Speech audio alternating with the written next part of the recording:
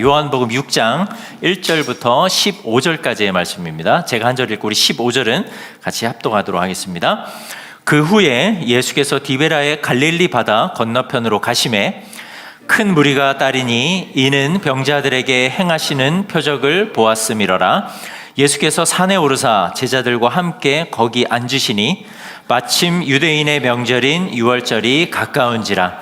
예수께서 눈을 들어 큰 무리가 자기에게로 오는 것을 보시고 빌립에게 이르시되 우리가 어디서 떡을 사서 이 사람들을 먹이겠느냐 하시니, 이렇게 말씀하심은 친히 어떻게 하실지를 아시고 빌립을 시험하고자 하심이라. 빌립이 대답하되 각 사람으로 조금씩 받게 할지라도 200데나리온의 떡이 부족하리이다.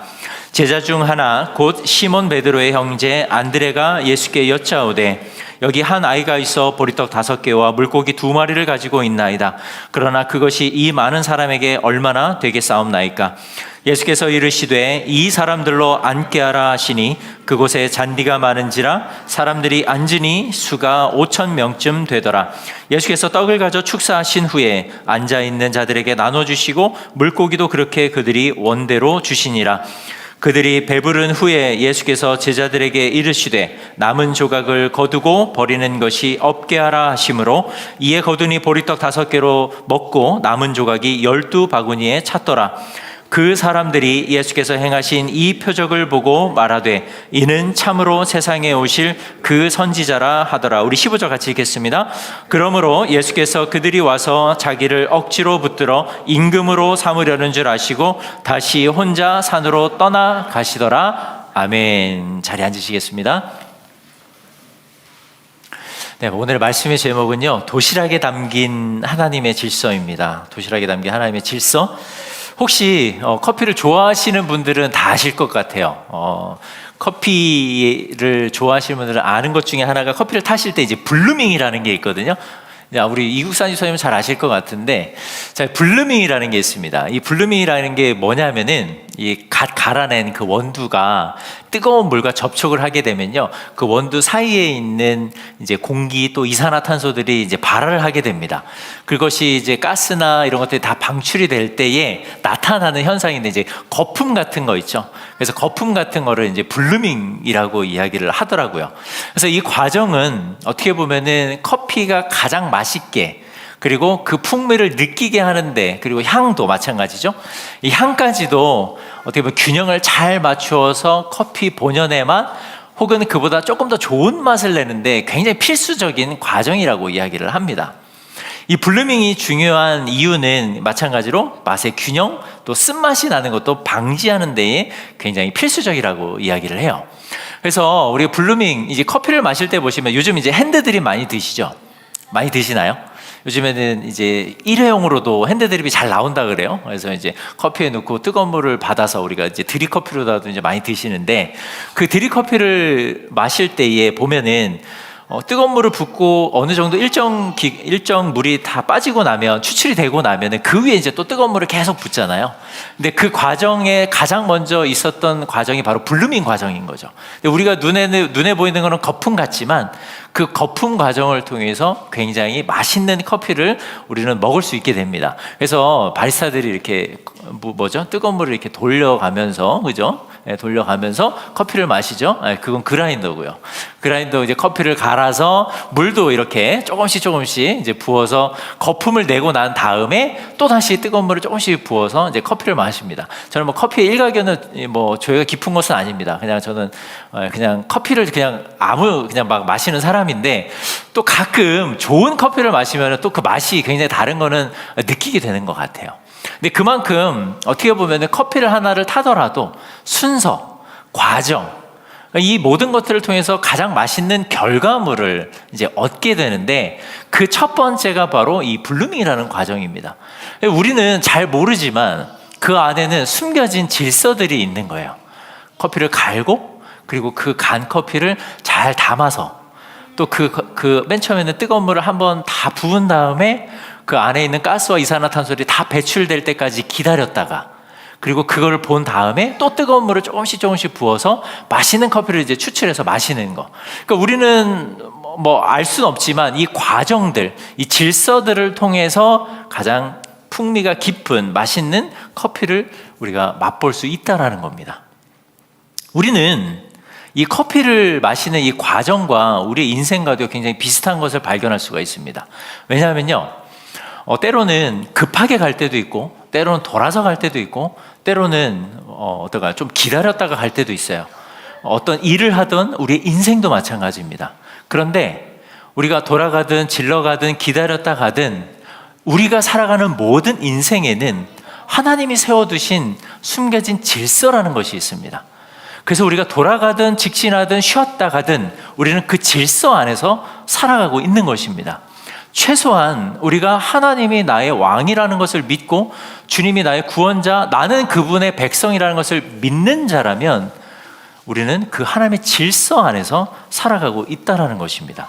그래서 우리의 인생은요, 의미 없는 것 같지만 의미가 있는 인생입니다. 답이 없는 인생 같지만 답이 있는 인생입니다. 답답한 인생 같지만 언젠가는 풀리고 형통하게 될 인생이라는 것입니다. 왜냐하면 하나님은 우리 눈에는 보이지 않지만 우리가 알 수 없는 숨겨진 질서 가운데서 우리를 인도해 주시고 계시기 때문입니다. 오늘 오병이어 사건을 보면요, 하나님이 어떠한 질서를 가지고 어떠한 계획을 가지고 뜻을 가지고 하나님의 사역, 주님의 사역들을 이루어가는지를 우리가 발견을 하게 됩니다. 그리고 그 안에는 분명한 질서라는 것이 있었습니다.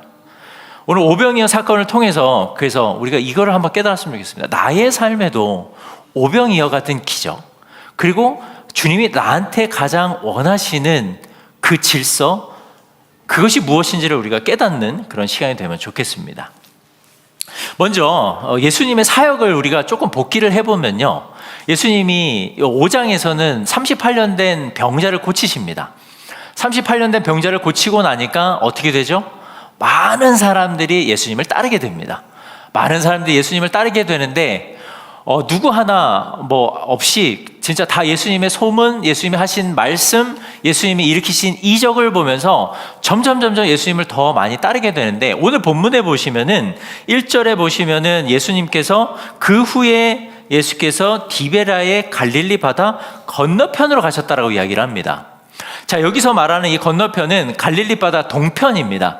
서편에 계셨던 주님께서 동편으로 이제 넘어가게 되셨는데, 우리가 지도를 보시면은 이제 갈릴리 바다 이렇게 있잖아요. 갈릴리 호수가 있으면은 왼쪽에서, 우리가 보는데 왼쪽에서 오른쪽으로 가셨다고 이해를 하시면 됩니다.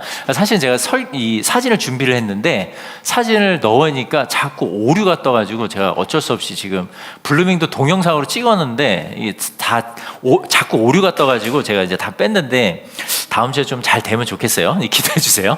자, 어쨌든 예수님께서 다시 말씀으로 돌아와서 예수님께서 갈릴리 바다 동쪽 건너편으로 가셨습니다. 많은 군중들이 예수님을 따르고 있었습니다.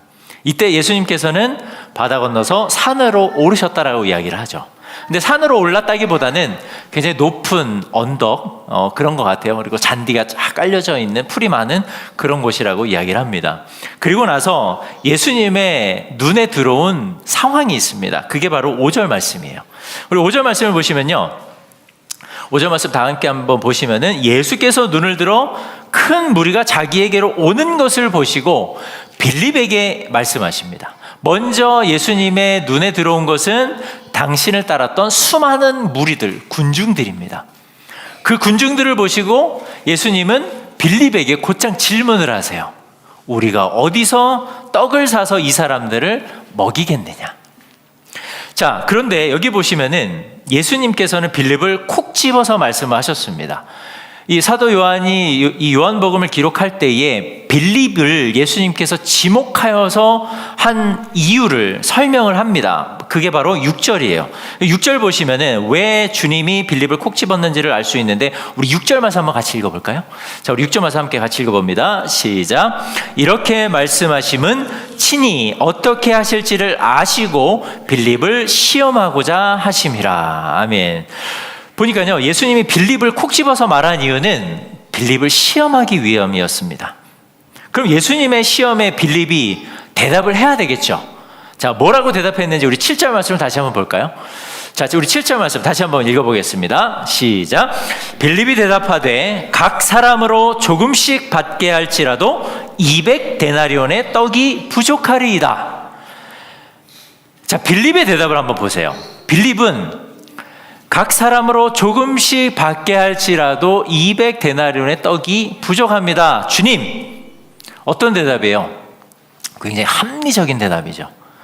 굉장히 어떻게 보면은 질문한 사람의 딱 맞는 응답을 한 것처럼 보입니다. 왜냐하면 부족한 거를 이야기해 줘야 되니까요. 그래서 빌립의 대답은 굉장히 합리적인 대답을 한 것처럼 보입니다.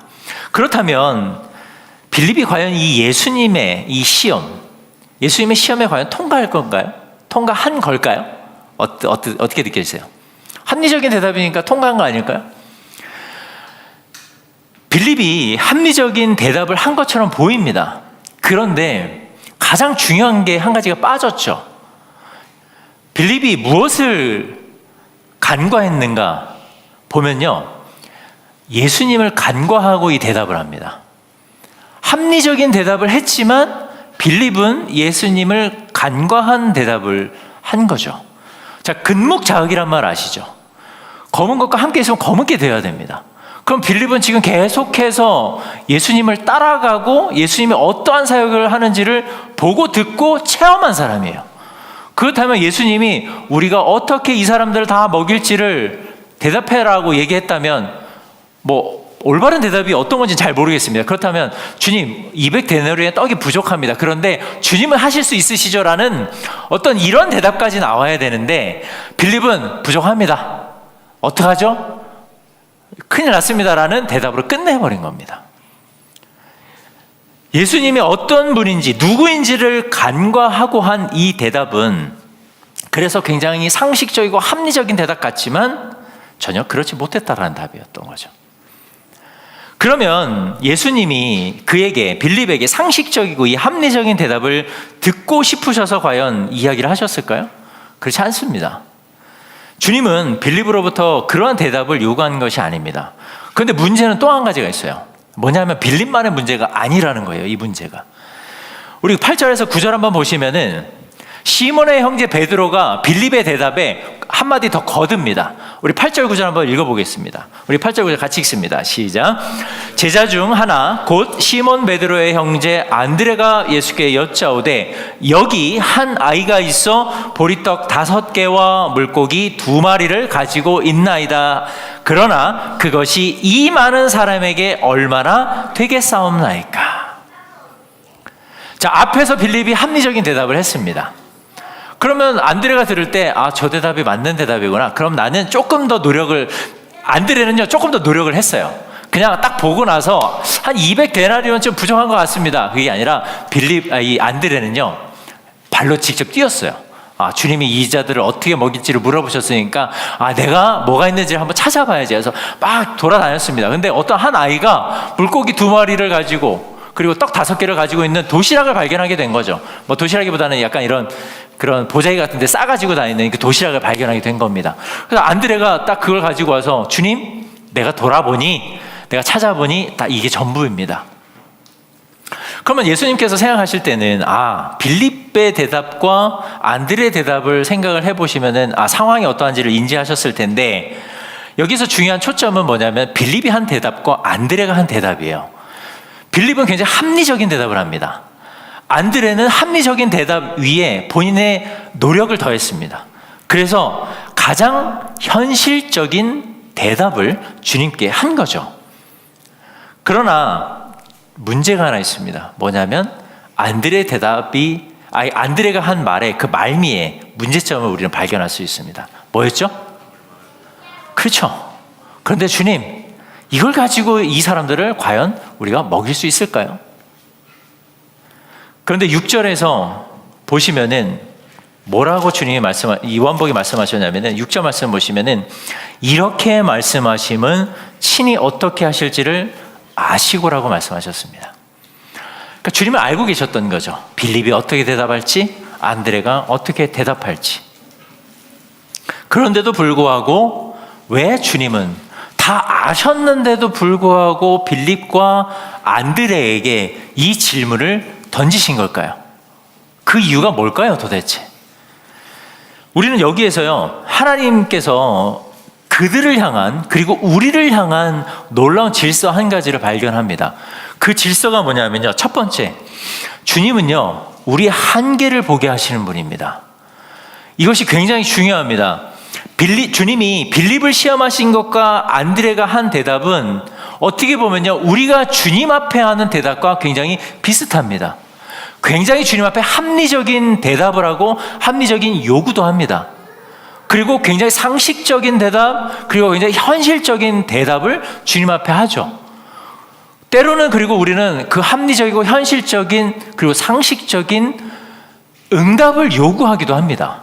그런데 문제는, 중요한 것은 주님은 이미 우리의 한계를 아시는 분이에요.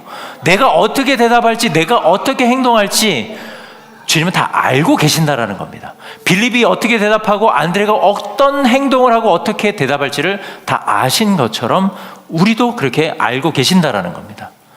그런데도 주님은 우리의 한계를 드러내시는 분이세요. 왜요? 그 한계를 통해서 주님을 더 의지하게 만드신 것뿐만 아니라 그 한계를 통해서라도, 그 한계를 통해서도 하나님의 뜻을 드러내기를 원하시기 때문입니다. 우리의 능력은 그렇습니다. 나는 굉장히 대단한 사람이라고 느끼는 사람은 많지 않을 거예요. 엄청나게 많은 능력과 힘과 부를 가지고 있는 사람이라 할지라도 자신이 모든 걸 다 할 수 있으라고 인정하는 사람은 많이 없습니다. 그렇게 우리는 늘 우리의 한계를 안고 살아가는 사람들입니다. 그런데 우리 한계를 아시는 주님은 제자들의 한계를 아신 것처럼 우리 한계도 아시기 때문에 우리를 통해서 하나님의 선하신 뜻을 늘 이루어 가시기를 원하신다라는 겁니다. 어떻게 이 자들을 다 먹일 수 있습니까? 이거는 그들의 대답이었어요. 제자들의 대답이었어요. 그런데 주님이 먼저 질문하셨죠. 뭘 질문하셨어요? 뭘 질문하셨죠? 어떻게 이 자들을 다 먹일 수 있겠느냐? 이 질문을 하신 거예요. 그렇다면 주님의 당시 이 상황에 주님의 가장 선하신 뜻은 무엇이었어요? 그들을 어떻게 먹이느냐. 그것이 주님의 선하신 뜻이었어요. 근데 우리를 통해서도, 우리의 연약함을 아시는 주님께서도 그 주님의 선하신 뜻을 드러내기를 원하신다라는 겁니다.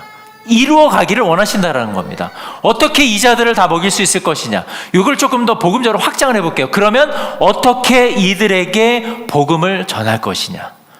그거를 우리에게 물어보신다라는 거예요. 그 주님의 질문 앞에 우리가 확인할 수 있는 두 번째 하나님의 질서가 있습니다. 그것이 뭐냐면은 감사와 나눔입니다. 우리 10절과 11절 말씀을 한번 다시 읽어보겠습니다. 우리 10절과 11절 말씀을 우리 같이 한번 읽어보도록 하겠습니다. 우리 아마 자막이 안 나올 수도 있는데, 자, 우리 10절, 11절 제가 읽어드리도록 하겠습니다. 예수께서 이르시되 이 사람들로 앉게 하라 하시니 그곳에 잔디가 많은지라 사람들이 앉으니 수가 5,000명쯤 되더라. 예수께서 떡을 가져 축사하신 후에 앉아있는 자들에게 나눠주시고 물고기도 그렇게 그들의 원대로 주시니라. 예수님이 제자들을 뿐만 아니라 사람들을 앉히셨습니다. 그리고 떡을 가지고 축사를 하셨습니다. 여기서 말하는 축사가 뭐예요? 축사가 뭘까요? 감사입니다. 하나님께 감사를 올려드린 거죠. 그리고 나서 나누어 주셨습니다. 근데 그 나눔이 어떤 결말을 가져왔나요? 그들의 원대로 주시고 나서 그 결말은 12절과 13절입니다. 그들이 배부른 후에 예수께서 제자들에게 이르시되 남은 조각을 거두고 버리는 것이 없게 하라 하심으로 이에 거두니 보리떡 5개로 먹고 남은 조각이 12바구니에 찼더라. 주님께서 축사하시고 하나님께 감사하시고 나서 모든 자들에게 원대로 그들이 원하는 만큼을 다 나누어 주었습니다. 그리고 나서의 결말은 먹고 남은 조각이 12바구니에 찼다라는 것입니다. 사람들이 배불리 먹고도 12강주리가 남은 것. 상식적이고 합리적인 대답을 했던 빌립과 안드레가 생각했었던 것. 그러니까 빌립과 안드레가 생각했었던 아주 상식적이고 현실적이고 합리적인 대답을 주님은 뛰어넘으셔서 역사하신 거죠. 그 역사가 어떤 결말을 가져왔을까요? 넘치도록, 그리고 남기게 하셨다라는 겁니다. 우리도요, 마찬가지입니다. 제가 좀 전에도 잠깐 비슷한 맥락에서 말씀을 드렸지만, 우리는 늘 주님 앞에 현실적이고 합리적인 상황을 인식시켜 드리려고 합니다. 주님, 나의 상황을 잘 아시죠? 내가 지금 이것 때문에 못하는 거 주님이 잘 아시죠? 그러니까 이 상황을 자꾸 하나님 앞에 알려드리는 거죠. 그런데 주님이 그걸 모르실까요? 과연? 아니요. 누구보다 잘 아세요. 왜냐하면요, 그 상황을 누가 만드셨어요? 하나님이 만드신 거예요. 주님이 만드셨기 때문에. 그런데도 우리는 이 현실만을 주님 앞에 자꾸 고하죠. 주님, 내 상황, 내 현실, 내가 지금 어려워하는 이 과정, 주님 앞에 자꾸 고백합니다. 아시죠? 아시죠? 무엇을 간구한 기도일까요?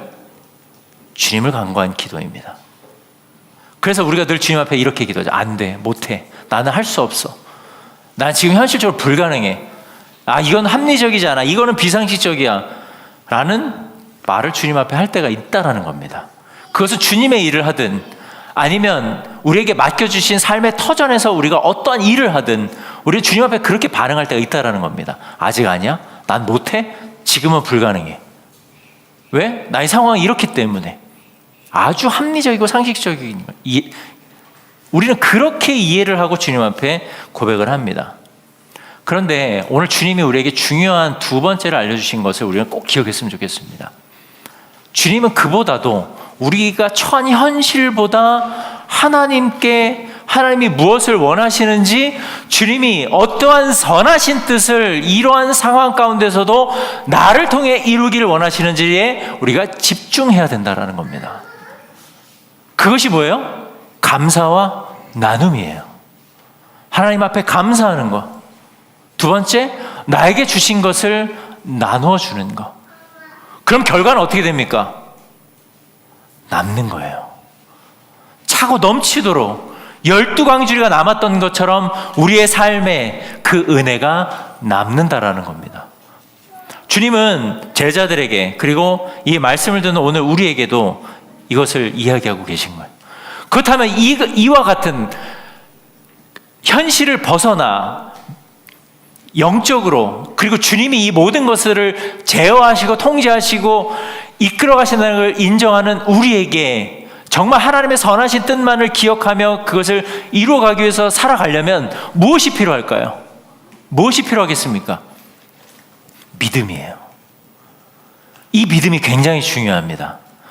나는 그냥 단순히 나는 주님을 믿는 사람, 나는 그리스도인, 나는 그냥 주일에 일요일에 교회 가는 사람, 이걸로 끝나는 것이 아니라 내 앞에 놓여져 있는 수많은 이 산적한 문제들 앞에서도 하나님의 뜻을 먼저 생각하는 사람, 하나님이 무엇을 기뻐하시는지를 아는 사람, 그리고 그것을 이루기 위해서 감사할 줄 아는 사람, 나눔을 할 줄 아는 사람. 여기서 나누면 나눠주라는 뜻도 있겠지만 하나님께 드릴 수 있는 사람, 주님은 그 사람을 원하신다는 겁니다. 그런데 그 사람에게 필요한 게, 그 일을 행하기 위해서는 믿음이 필요하다는 거예요. 왜냐하면 믿음이 없이는 불가능한 일이기 때문입니다. 그 주님에서는 늘 우리에게 이 믿음을 요구하고 계시는 거예요. 그러니까 우리가 주님 앞에 주님 믿음을 주옵소서, 믿음을 주세요 라고 고백하는 것은 어떻게 보면 우리의 원초적인 고백이 되는 거죠. 왜냐, 나는 할 수 없으니까, 내 힘으로는 할 수 없으니까 주님 앞에 믿음을 더 달라고 고백하는 것. 이 기도가 그래서 우리에게 굉장히 중요하다는 겁니다. 그리고 제자들이 이 상황을 보면서 정말 주님이 무엇을 원하시는지를 아마 깨달았었을 것입니다. 그리고 주님이 펼치신, 주님이 이루신 이 오병이어의 이적을 통해서 군중들도 엄청난 은혜, 그리고 주님이 누구신지를 아마 깨달았을 거예요. 그래서 14절에 그들이 이렇게 고백하는 것입니다. 우리 14절 말씀 한번 같이 보도록 하겠습니다. 제가 읽어드릴게요. 그 사람들이 예수께서 행하신 이 표적을 보고 말하되 이는 참으로 세상에 오실 그 선지자라 하더라. 예수님이 십자가에 달려 돌아가셨을 때에 예수님의 옆구리를 창으로 찔렀던 그 백부장이 이야기하죠. 이분은 참으로 하나님의 아들이다. 마찬가지로 지금 군중들은 예수님이 펼치신 이 이적을 통해서 뭐라고 말씀하세요? 이는 참으로 세상에 오실 그 선지자다. 그럼 사랑하는 성도 여러분, 이 그 선지자라는 말이 100% 맞는 표현일까요? 아닐까요? 100%는 아니에요.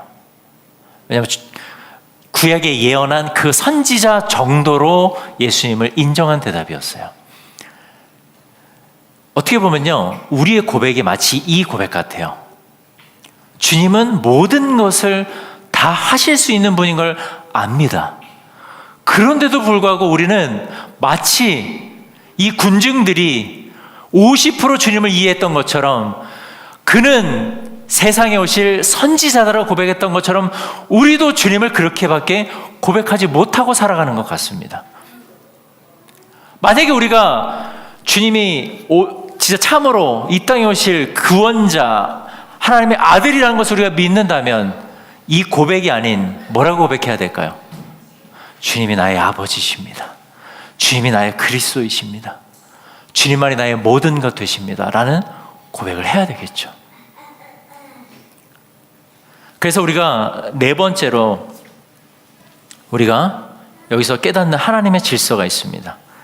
그것은 욕심과 욕망을 버릴 때에 하나님의 뜻이 이루어진다는 것입니다.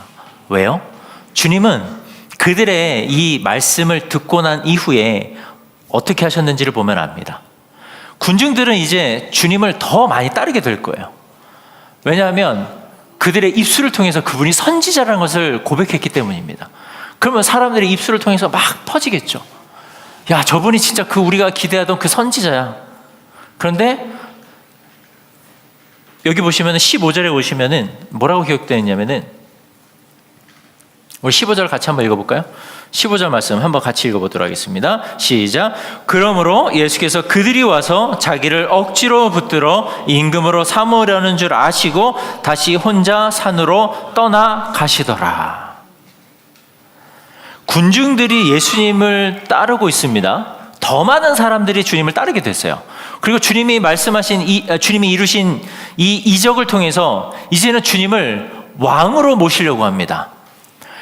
이게 어떻게 보면 좀 아이러니한 거거든요. 주님은 이미 왕으로 오셨는데 이 사람들은 지금 주님을 다시 왕으로 추앙하려고 해요. 누구의 힘으로 하는 거예요? 이게 지금 자신들의 힘으로 하려고 하는 거거든요. 자신들의 힘으로 예수님을 왕으로 삼으려고 하는 겁니다. 자신들의 힘으로 예수님을 왕으로 삼으면 누구의 힘이 커지는 거예요? 자신들의 힘이 커지는 거예요. 제자들도 그걸 알고 있습니다. 그렇기 때문에 주님을 왕으로 세우는 거죠. 근데 주님이 이 모든 거를 모르셨을까요? 아셨을까요? 아시는 거예요. 아시기 때문에 어떻게 하세요? 그들을 떠나 산으로 가셨다라고 이야기를 합니다. 주님이 왜 그들을 떠나 산으로 가셨을까요? 우리는 사실 우리가 가지고 있는 것, 우리가 계획하고 있는 아주 중요한 무엇인가, 이거를 내려놓고 포기하는 것이 굉장히 어렵습니다. 왜냐하면 거기에 일정 부분 우리의 노력이 들어가기 때문이에요. 내가 했다라는 나의 공로가 그 안에는 있기 때문입니다. 그런데 그거를 부정할 수는 없습니다. 다만 그것을 내려놔야 할 타이밍, 내려놔야 할 때는 분명히 존재한다라는 거예요. 우리가 영원토록 그것을 다 영원히 소유할 수는 없습니다. 영원히 소유할 수 없고 그리고 가지고 갈 수도 없습니다.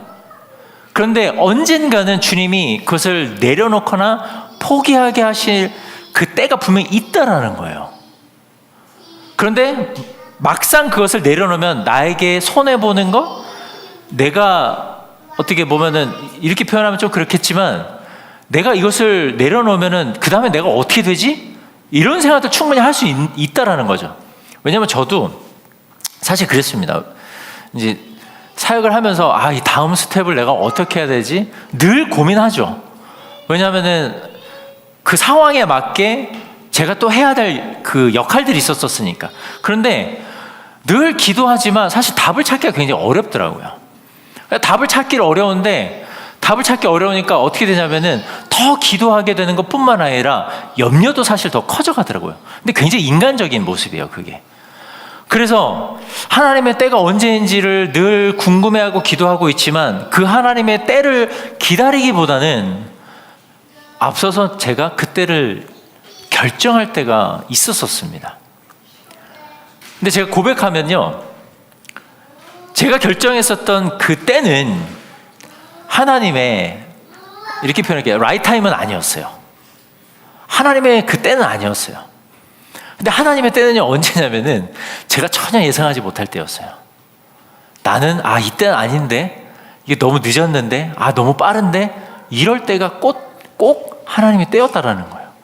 그러니까 하나님은 지금도 마찬가지입니다. 그들을 떠나서 모든 것을 다 포기하고 나를 왕으로 삼으려고 하는 그들을 뒤로 하고 떠나는 거 쉽지 않습니다. 근데 주님은 떠나셨어요. 우리도 마찬가지입니다. 내가 가지고 있는 거, 내가 생각하는 때, 내가 계획하는 모든 것들을 그냥 하나님이 내려놓으라고 나한테 응답을 주셔도 내려놓는 게 쉽지 않다라는 겁니다. 그런데 주님은 우리에게 요구하시는 건 그거예요. 그때에 그거를 놓고 떠나는 거예요. 그때 그걸 놓고 주님을 따르는 겁니다. 주님이 왜 그렇게 하셨냐면은 주님은 그때가 하나님의 때가 아닌 하나님의 더 라이트 타임은 따로 있다는 걸 아셨기 때문이에요. 그때는 언제냐? 십자가에 달려 돌아가시는 그 구속사건을 이루시는 그때. 그게 지금이 아니었다는 걸 아셨기 때문에 그들을 뒤로 하고 떠나셨던 겁니다. 사랑하는 성도 여러분, 우리에게도 마찬가지입니다. 우리는 늘 우리 자리를 두려워하고 우리 자리에서 누리고자 하는 것들을 더 많이 누리려고 하고 가지려고 합니다. 그거는 우리의 본능이에요. 그런데 주님은 그 본능과 욕망과 욕심을 늘 이기기를 원하시는 분이세요. 나의 욕망과 욕심대로 살아가면 우리 인생은 어떻게 될까요? 그럼 망하는 길입니다. 다 아마 끝나고 말 거예요. 근데 주님은 우리에게 뭘 요구하시냐면은 하나님의 때는 따로 있는 것을 알게 하시고 그 때를 위하여 때로는 내려놓고 때로는 포기하고 때로는 그 자리를 떠나게 하신다는 겁니다. 그래서 우리도 주님을 닮아서 우리의 욕심, 이 모든 것들을 내려놓고 나의 욕망도 주님 앞에서 철저히 묻어버리는 그런 믿음이 필요하다는 겁니다. 그리고 그런 믿음을 통해서 우리가 무엇을 발견하게 되냐면은 하나님의 때를 발견하게 돼요. 진짜 하나님이 원하시는 때가 이때구나. 하나님이 원하시는 때가 이때였구나라는 것을 우리가 깨달을 수 있게 된다라는 것입니다. 제가 앞에 한 가지를 빼먹은 것 같은데, 앞에 한 가지가, 두 번째가 우리가 첫 번째가 한계를 보게 하시는 거, 두 번째가 하나님 앞에서 감사와 나눔을 하게 한다는 거, 세 번째가 제가 이걸 말씀 안 드렸는데 아까 말씀 못 드렸습니다. 우리 세 번째인데, 우리의 주님은 늘 우리에게 부족함에서 남김으로 그 인생을 살아가는 것을 원하신다라는 겁니다. 그러니까 늘 우리에게 부족함만을 주시는 분이 아니에요. 그렇다고 우리에게 늘 넘친만을 주시는 분도 아닙니다. 부족하지만 그 부족함 가운데서도 감사와 나눔, 두 번째인 감사와 나눔을 끊임없이 하나님 앞에 올려드린다면 주님은 부족함에서 남는 인생으로 만드신다라는 거예요. 사랑하는 성도, 그래서 한번 돌아보세요. 우리 인생을 한번 돌아보시기 바랍니다. 늘 부족한 인생을 사셨습니까? 아니요. 때로는 부족하지만 때로는 넘치는 은혜에 그걸 경험하셨을 것입니다. 그런데 때로는요, 그 넘치는 은혜 가운데 이 은혜를 내가 다 어떻게 해야 되지? 막 진짜 하나님이 나에게 이런 복을 주셔도 되나 싶을 정도로 감당할 수 없는 은혜를 경험할 때도 있습니다. 그런데 시간이 또 지나고 나면 어떻습니까? 또 때로는 부족함으로 우리의 인생이 점철될 때가 또 있습니다. 근데 하나님께서는 이 모든 것들이 다 하나님께서 세우신 질서 안에서 우리에게 벌어지는 일이라는 것을 말씀하고 계시는 거예요. 그러면서 마지막으로 말씀하셨던 욕망과 욕심을 버리는 거. 왜 주님은 이거를 우리에게 제어하기를 원하시냐면은 우리가 그 욕망과 욕심 때문에 우리가 죄인이 되었기 때문입니다. 이 욕망과 욕심이 있으면요, 우리는 감사할 수 없습니다. 우리는 나눔도 할 수 없습니다. 주님을 섬길 수도 없습니다. 그래서 주님은 우리에게 이 욕망과 욕심을 내려놓는 법을 알게 하시기 위해서 주님은 그 군중들 속을 떠나서 홀로 산으로 걸어가셨던 것입니다. 우리의 인생은 이와 같습니다. 우리는 언젠가는 떠날 사람들입니다. 언젠가는 모든 것을 내려놔야 할 때도 있습니다. 제가 우리 성도님들보다 어리기도 하고 또 많기도 합니다. 그런데 이 표현이 맞는지 모르겠습니다. 가는데 순서가 있나요, 없나요? 없습니다. 네, 가는데 순서 없더라고요. 없습니다. 그래서 저는 늘 그런 생각을 합니다. 주님이 나를 주님 원하신 때에 데려가시는 게 전혀 이상하지 않다라는 거.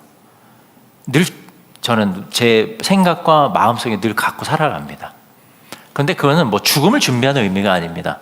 그런 의미에서 말씀드린 것이 아니라 나의 인생이 내 것이 아니라는 겁니다. 내가 가지고 있는 것 또한 내 것이 아니고 내가 누리고 있는 것 또한 다 내 것이 아니라는 거. 주님의 것이기 때문에 나의 생명까지도 주님의 것이라는 것을 고백하는 겁니다. 우리가 이러한 인생을 살아가기 위해서 오늘 말씀드렸던 이 4가지를 꼭 기억하시면 좋겠습니다. 첫 번째, 우리의 한계를 우리가 인정해야 됩니다. 두 번째는 우리가 늘 하나님의 선하신 질서 가운데 그 감사와 나눔을 실천하는 삶을 살아야 합니다.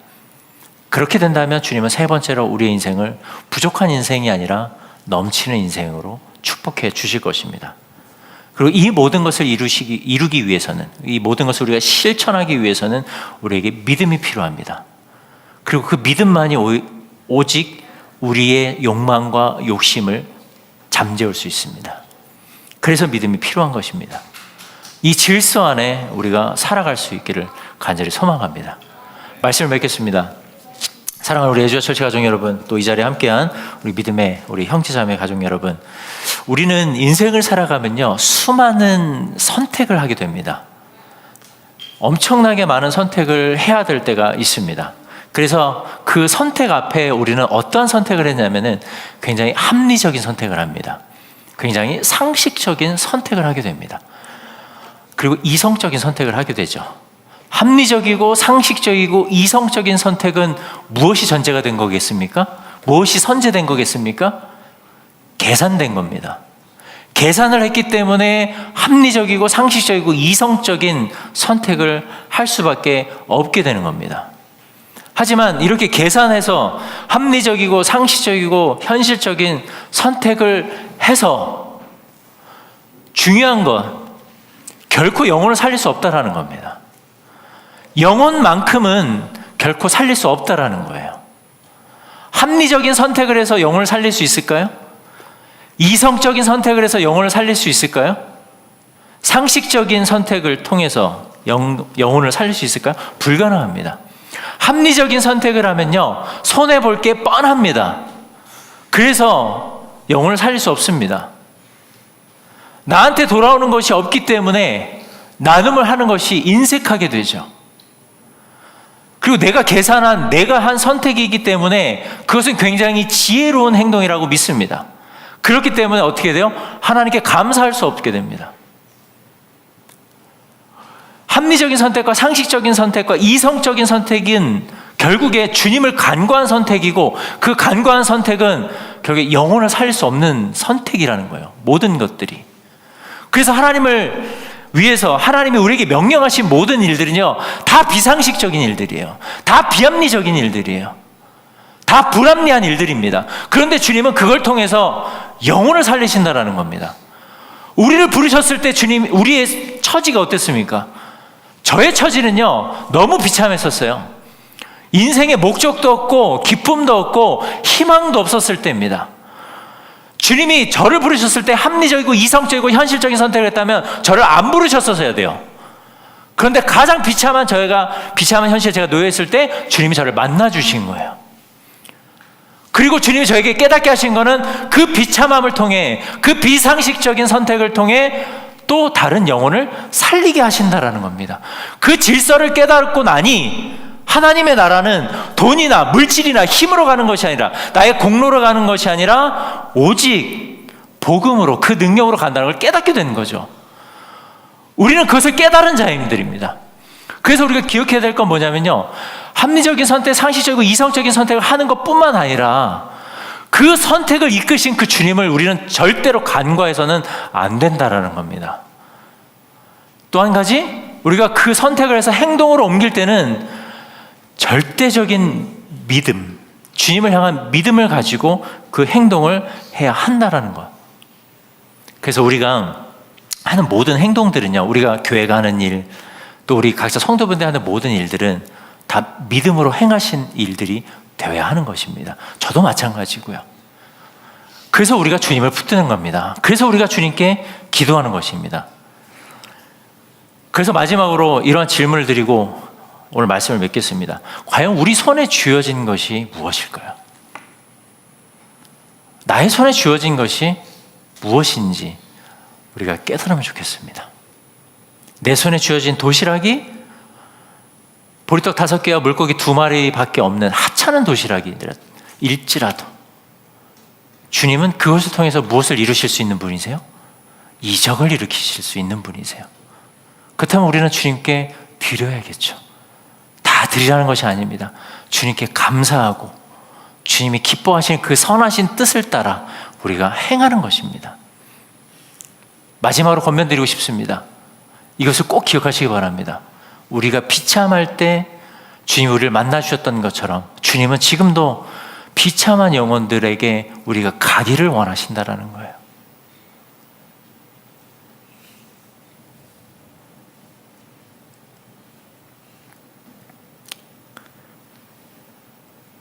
그런데 참 우리 스스로 그 발걸음을 옮기기가 어렵습니다. 가기가 참 힘들어요. 자꾸 내 생각을 하게 되죠. 본전 생각하고 내가 계산하고 내가 이것이 맞는가? 늘 고민하고 늘 주저하게 됩니다.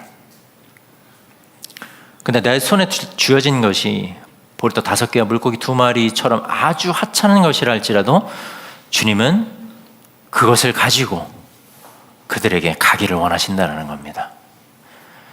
주님은 그것을 이루시기 위해 우리를 불러주신 것입니다. 우리는 앞으로도 이 일을 계속 할 겁니다. 늘 주님 앞에 그래서 감사할 거고 그 주님 앞에 늘 나눔을 실천하는 그 교회와 그리고 성도로 살아갈 것입니다. 왜냐하면 그것을 통해 주님은 차고 넘치는 은혜를 우리에게 부어주실 것이기 때문입니다. 우리의 것을 주님의 손에 맡겨드리는 온전한 믿음의 행위를 통해 그 행동을 통해 그 오병이어의 기적이 그들에게 있었던 것처럼 우리의 삶의 자리에서도 이 오병이어의 기적이 동일하게는 아니어도 비슷하게 적게나마 우리 삶 가운데서도 역사되어지기를 간절히 주님의 이름으로 축복합니다.